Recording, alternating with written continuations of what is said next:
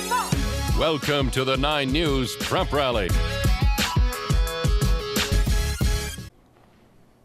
Good morning, everyone. We are here at the Pepsi Center where we will have the state finals here tonight for wrestling. 900 wrestlers entered, only 56 will leave as state champions. But let's check out some of the preliminary and semifinal action that set us up here earlier this week.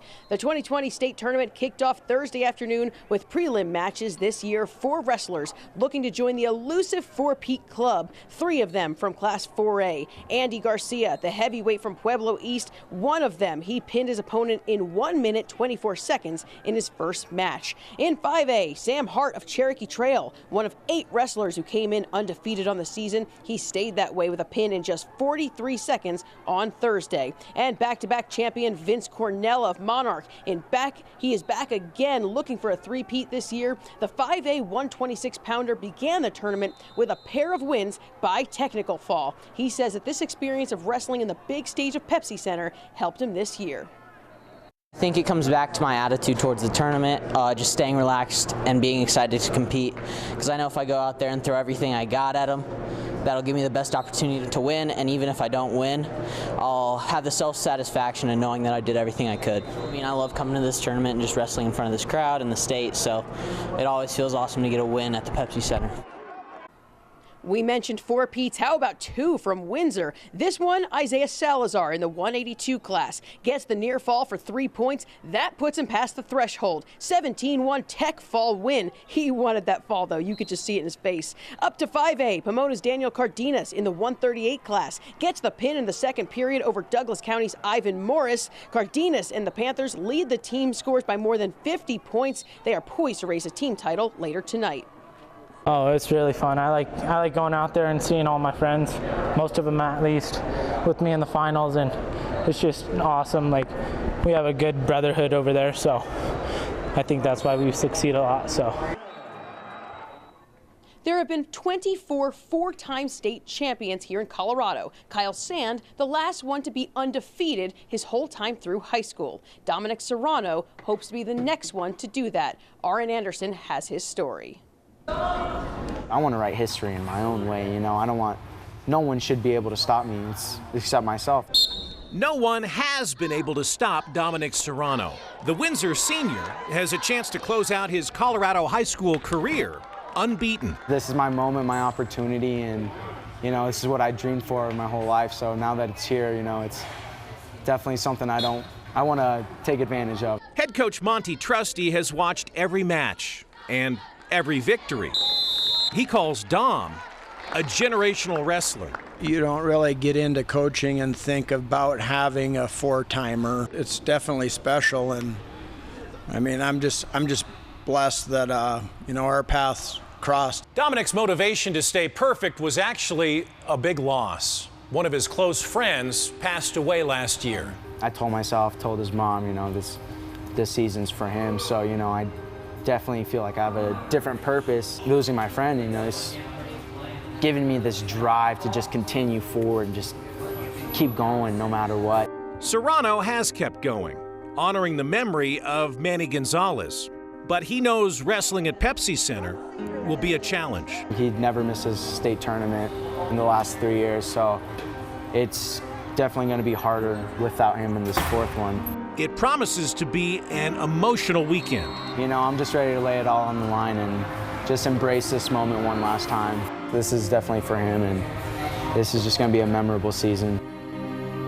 Reporting for 9 News, I'm Aaron Anderson. Great stuff there, Arn. And Serrano will wrestle at Nebraska next season. Now, we can't forget about the big hoops matchups this week. 2 crosstown rivals battled it out on our 9 News Facebook game of the night. And hey, they even needed a neutral court to decide the score. This is pretty cool. Boulder and Fairview getting to square off at the CU Event Center. Both teams in the top 10. Early on, close game. Grayson Carter decides to show off his range, buries the triple. Knights go up 5. Later, a wild chain of events for Boulder's Jimmy Starry posts the monster rejection on the defensive end, shows he can do even more than just that. Basketball, ball eventually ends up back with Starry. 3-pointer is pure. Fairview would use a big second half to take this one. Mark O'Neill shows off the handles. Great pass to Jalen Page for the layup. Knights pull away. They win this one 72-55. Same two teams on the girls' side. Fans loving this game at the Event Center. And the Knights loving the three ball. Adaya Richmond, all alone beyond the college line, sinks it. Mackenzie Motzinger, she liked that same spot, nearly hitting from the NBA line. That one, pure.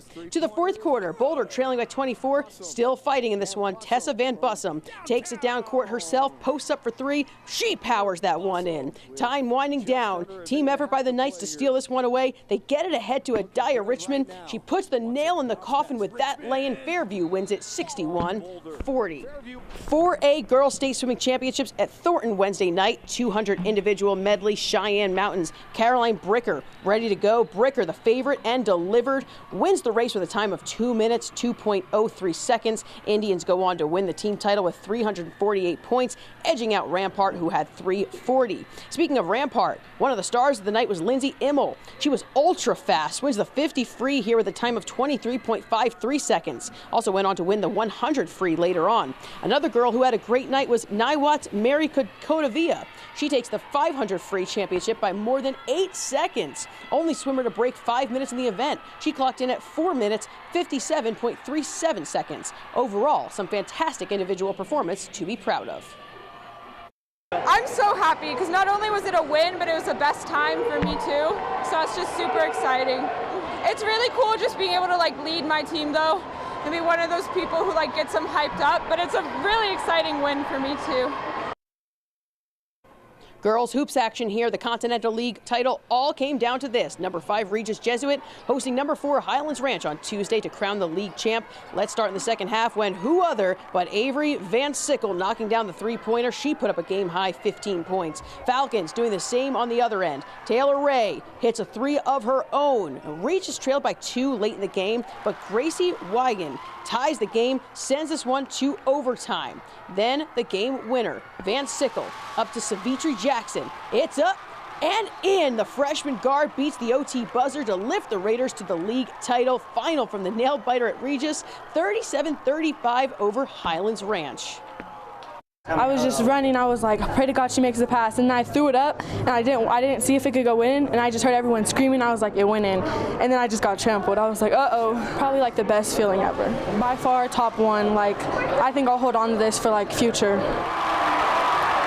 I love the uh-oh. Now we hit the ice. Family sports on Tuesday afternoon as number 8 Cherry Creek hosted number 9 Heritage. After a scoreless first period, the Eagles find the back of the net. Ty Doan sends it across to Jacob Booz, slams it in to make it 2-0, that is. Later in the second period, the Bruins respond when Gavin Berkey is fed the puck in front. He hits the back of the net, makes it 3-1. Cherry Creek made it a 1-goal game, but this long shot by Doan proved to be the difference. He scores from way out. Heritage snaps its losing streak to Cherry Creek with a 4-3 victory. It feels amazing. Every year we played Creek, and every year we've fallen short, and it just feels awesome to get the win this time. So have you guys ever beaten Creek? No, first time in my 4 years we've beaten them. We've been thinking about this game for a while because it got delayed with the snow day and all that stuff, and it's finally good to get out there and play them, and it feels awesome to beat them. Back here at the site of where the state wrestling finals will be later tonight. But we got to get to the semifinal action, and we will go down to 3A and 2A to check out how we will get to the finals. To the lower classifications, Ray running away with what will likely be the 2A state title. Productive night on the mats last night. They currently have a 30-point lead heading into championship Saturday. The 145 class in 2A, Wesley Van Mater of John Mall, once again looking to four-peat. He took care of J.D. Miller of Hotchkiss, 6-0. Up to 3A, 160 pounds here, one of the few undefeated wrestlers left in the state. Valley's Josiah Whaley edged out Eaton's Cale Jordan by a score of 4-3. Too close for comfort, but Whaley will look for the perfect season later tonight. Oh, that's what we preach in the room. With everything we do, how hard we go, it's for this tournament. It's to get here, and it's to get to this moment. We live for these moments. I let it fly, do everything I can. It's my last high school match. I'm just going to let it fly, leave everything out there. We want to see your videos. Send them to us right now at sports@9news.com or find us on social media.